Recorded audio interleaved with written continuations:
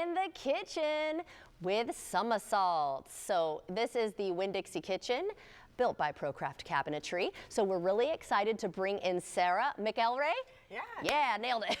Thank you so much for joining us today. Absolutely. I'm happy to be here. Yes, we love supporting small business, and actually one of her products was in another segment we did with Jacksonville Mom when they did a giveaway. Yeah, they did a little giveaway. So tell us about Summa Salts. So I make seasoning salts here in town with all fresh, locally grown produce. So I have tons of flavors, and they change all the time with the seasons, just based on what's coming from my garden or other farmers in town. Yeah, and what inspired you to do this? So we started with a little raised bed in our back garden, and I was just making a few salts, and then people were telling me I needed to sell them, and one thing led to another, and here I am on the news with you. So. Well, yeah, how cool is that? Well, congratulations. How long has it been? It's about 3 years we've been in business, and we sell at lots of local farmers markets, online, all over the place around town. But really what I'm passionate about is getting people to eat local produce and local farmers markets. And so I brought all kinds of cool local produce from the farmers market I got this weekend. Awesome. And also some other products to just kind of show you what there is to find. Very cool. So let's go ahead and get started. What are you going to show us today? So the first thing I got was some turnips. So I'm going to Those are massive, by the way. This was the largest turnip. The reason I picked these out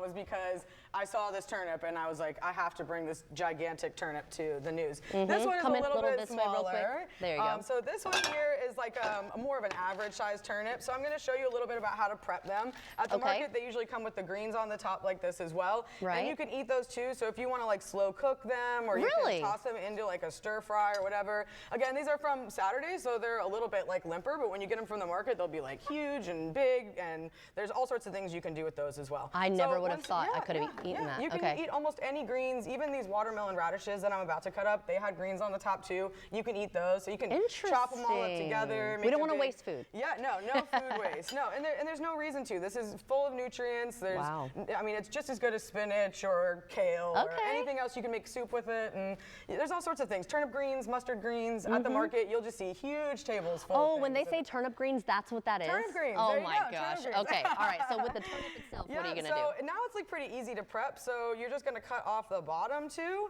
And then this peel isn't really like ideal. So I sometimes cut it in half first, and then I just peel it really quick. Okay. After you're done peeling it, there's all sorts of different things you can do with it. You can chop it up and make it like boil it and make like mashed turnips, kind of like mashed potatoes. Interesting. You can chop these into like French fries sort of shape to make like a turnip fries. You can dip into sauce and stuff.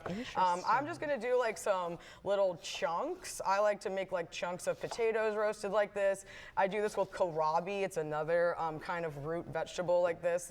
There's lots of things that are just like white potato-y type vegetables that are really, you know, this is the time of the year to get these things. You can't get them during the summer, but they're like a great replacement for potatoes. So you can just chop them up into some chunks and then throw them on a sheet pan. I'm a big parchment paper fan. That makes it so nothing sticks. I just chop them all up on there, and then once I'm done, I'll just put a little bit of salt and our olive oil on there and toss them in the oven. But these are a good base for like, you can make like egg bowls and things like that. There's all sorts of different stuff. So I just brought a little olive oil, but you can use any kind of oil you like, and I just sprinkle a little bit on, and then our salts all open from the top. They all have like a little flip top like this, and they are in a grinder. It's a beautiful packaging too. They're all refillable too. So once you're done with your flavors, you can come back and see me at the market and just open up the top and get different flavors. So we're just gonna toss these up a little bit, and then they're gonna go into the oven for about 30 minutes at 400 or so, and they'll be ready. I also brought some watermelon radishes, so I'm going to show you guys how to prep those. So I already cut the greens off, like I said, because these ones, the radishes, they kind of they wilt a little bit faster. But the wonderful thing about watermelon radishes is their color. They are these wonderful purple color, but you can only really get these at the farmers markets. They're very hard to find in regular stores. Yeah, I don't really see them. Yep, and you can roast them the same as the turnips if you want, but these ones are just so gorgeous raw, and the way that they are, I like to just do them like in a little salad, and that's what I'm going to be doing here for you, just a really quick salad. So one of the other little tricks I like to do is make dressing just right into the bowl. So, I never make my own dressing. But sometimes it's just too many steps. People think they need way too many things, but just olive oil, any kind of vinegar you have in your pantry, and some salt. So I'm going to use our spicy ranch salt, which has dill and parsley, basil, and some hot peppers. So this is kind of like our seasonal salt. So I'm going to use that one. So I'm just going to do a little bit of olive oil in the bottom of my bowl.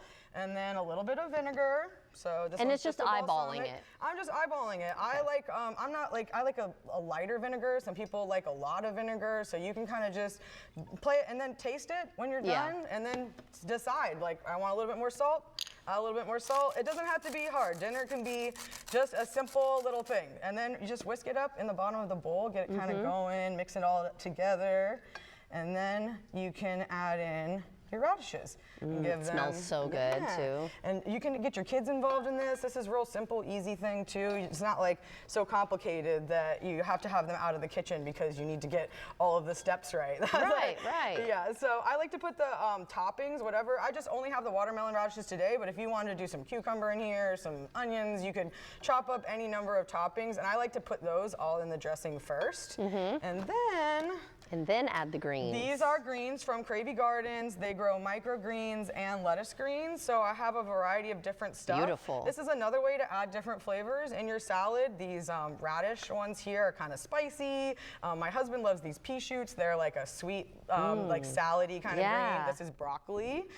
Sprouts. They're also very nutrient dense, so you get a lot of nutrients just from these little amounts. Okay, so as she's making that salad, they can find you Summa Salts. Is it Summa Salts?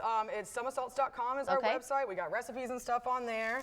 We also have all of our products you can buy, our markets that we're at, and things like that. All right, well, we're going to have part 2 in a little bit, but if you are looking to update your home